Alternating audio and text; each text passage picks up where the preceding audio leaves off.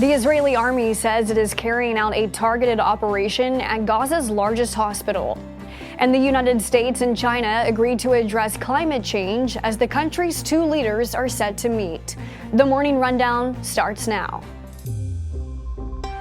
From the Straight Arrow News Studio, bringing the stories that matter to you from across the United States and around the world. This is the Morning Rundown. Today is Wednesday, November 15th. Thank you for joining us. I'm Kara Rucker. This morning, the Israel Defense Forces says troops are carrying out a, quote, precise and targeted operation against Hamas in a specified area of Al-Shifa Hospital, the largest hospital in Gaza. The Israeli army has accused Hamas of operating out of various departments of the hospital, as well as using underground tunnels beneath the facility. The hospital stopped operations over the weekend due to low supplies and lack of electricity. In a statement, the IDF said it had given 12 hours for all military activities to cease within the hospital, calling Hamas's alleged use of the facility a violation of international law. White House officials on Tuesday said U.S. intelligence backs Israel's claims of Hamas operating in the hospital. Hamas and hospital officials deny the allegations. The terrorist group released a statement saying it holds Israel's army and President Biden fully responsible for the raid on the hospital, where thousands of civilians have been sheltering, along with hundreds of patients and staff. The IDF's targeted operation came a day after President Biden said hospitals in Gaza must be protected, adding he hoped there would be less intrusive action relative to hospitals. The White House said the U.S. would not support airstrikes on any hospitals, and the Israeli army said its forces in the raid include medical teams and Arabic speakers, and its intent was not to harm any civilians. In a bipartisan vote Tuesday evening, the House of Representatives passed Speaker Mike Johnson's two-step temporary government funding bill, a first step toward averting a government shutdown before Friday's deadline. Straight Arrow News political correspondent Ray Bogan was on Capitol Hill for the vote on what Johnson calls a laddered continuing resolution. Just like the continuing resolution that was passed in September, Republicans needed significant help from Democrats to get it approved. In fact, more Democrats voted for it than Republicans. Next, Senate Majority Leader Chuck Schumer says his chamber will take this up and get it approved as soon as possible. The CR funds the government in two parts at 2023 spending levels.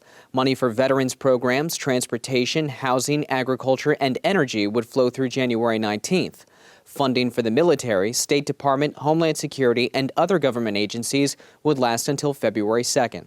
This is a temporary solution, and Congress still needs to approve appropriations bills that will last for all of 2024.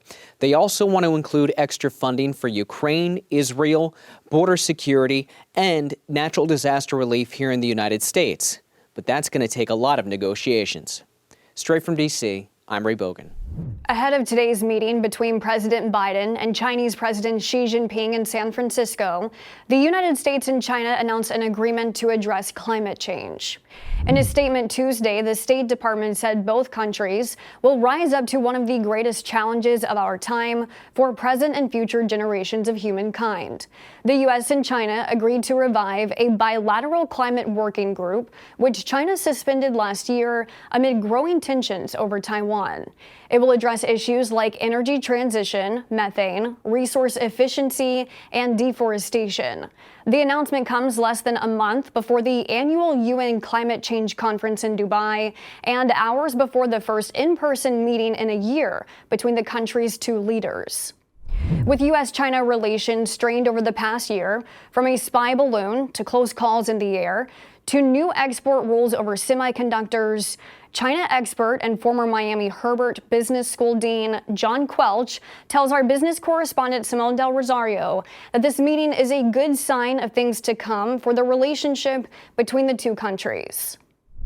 I'd say we're very close to hitting rock bottom, and I see the meeting in San Francisco following a series of cabinet visits to Beijing as very encouraging, that we will look back on this as the turning point, and that the relationship will be improving henceforth. You can find Simone's full interview now on SAN.com.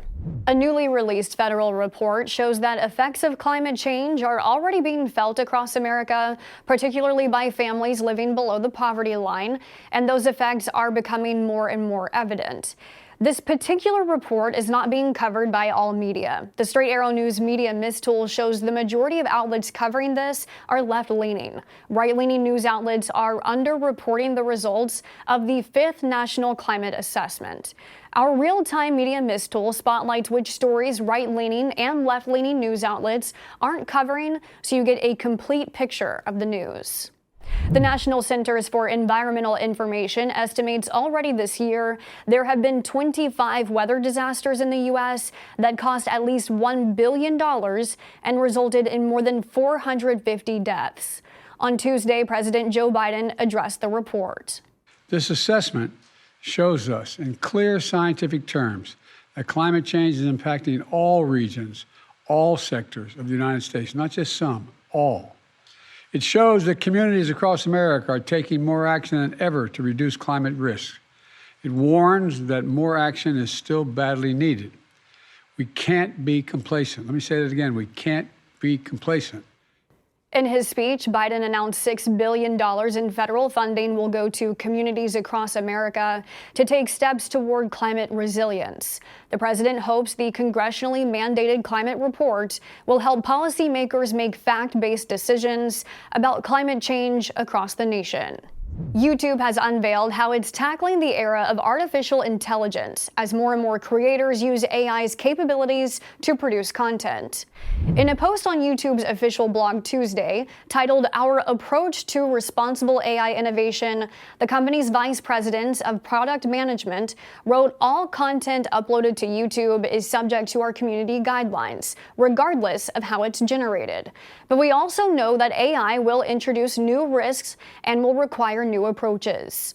In the coming months, creators will be required to disclose whether their videos contain altered or synthetic materials, such as an event that never happened or someone saying something they never actually said.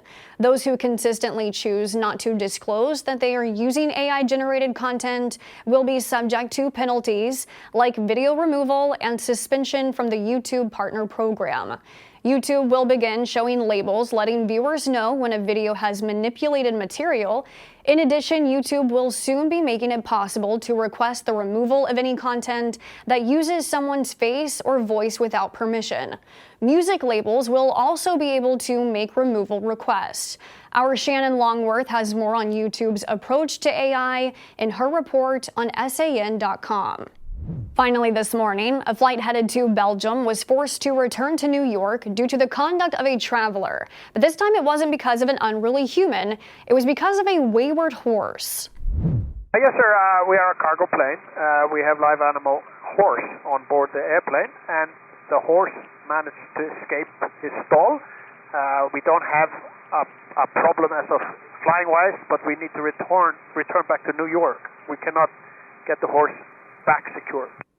According to data from the November 9th flight, the 747 cargo plane took off less than 30 minutes before the pilot radioed into air traffic control about the animal on the loose. The plane was forced to make a U-turn near the Canadian border, and in order to return safely to JFK Airport, the pilot dumped about 20 tons of fuel over the Atlantic Ocean, 10 miles west of Martha's Vineyard. It remained unclear how the horse got loose, and while no injuries were reported, the pilot requested a veterinarian once landed, and the flight was able to make its journey to Belgium the next morning. These are your top stories for this Wednesday. You can now connect with the Morning Rundown in a variety of ways, including by subscribing to our podcast and signing up for our newsletter. Just visit san.com/rundown to find out more. Unbiased, straight facts, that's Straight Arrow News. We'll see you back here tomorrow. Until then, I'm Kara Rucker. Have a great day.